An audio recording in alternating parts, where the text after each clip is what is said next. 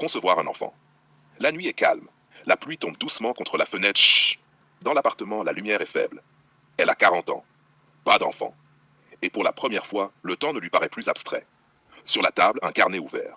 3 mots écrits. Donneur, insémination, relation avec un ex. Son cœur bat plus fort. Boum, boum. Ce n'est pas seulement une question médicale. C'est une première option, le donneur. Elle imagine un donneur anonyme, un homme qu'elle ne connaîtra jamais. Un simple dossier médical. Des caractéristiques génétiques. Avantages, conception possible rapidement, pas de conflit avec un père, autonomie totale. Inconvénients, l'enfant n'aura pas de père présent, question identitaire possible, responsabilité entièrement sur elle. Elle imagine son futur enfant lui demander « Qui est mon père ?» et elle n'aura qu'un dossier médical à montrer. Le silence devient lourd. Deuxième option, l'insémination médicale, clinique, médecin, protocole. Elle imagine les couloirs blancs, les rendez-vous, les analyses. Avantages, suivi médical sécurisé, procédure organisée, probabilité calculée.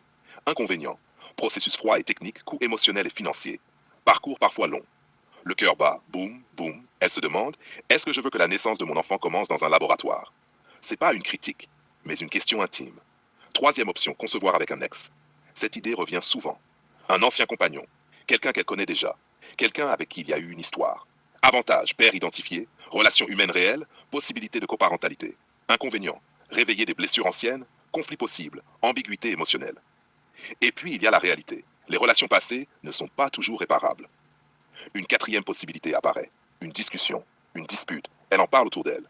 Et elle évoque l'idée à quelqu'un d'autre, Ja. Elle lui explique son dilemme. Elle expose les options. Donneur, insémination, ex. Mais Ja, je refuse. Pas violemment, juste clairement. Il dit que ce projet ne lui correspond pas. Que faire un enfant doit venir d'un désir partagé. La discussion devient tendue. Elle se sent incomprise. Lui se sent impliqué dans une décision qu'il ne veut pas porter. La dispute est brève, mais elle laisse une trace. Retour au dilemme. La pluie continue. Chut, elle regarde son carnet. 3 solutions. 3 chemins. Aucun parfait. Bilan comparatif, donneur bénéfice autonomie totale, pas de conflit parental. Risque absence de figure paternelle, question identitaire pour l'enfant. Insémination médicale. Bénéfice sécurité médicale, cadre légal clair. Risque parcours, longue expérience très médicale.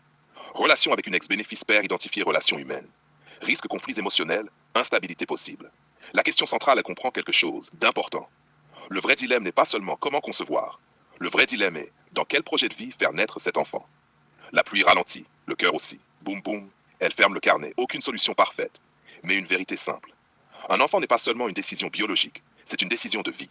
Et parfois, prendre le temps de réfléchir est déjà une forme de décision.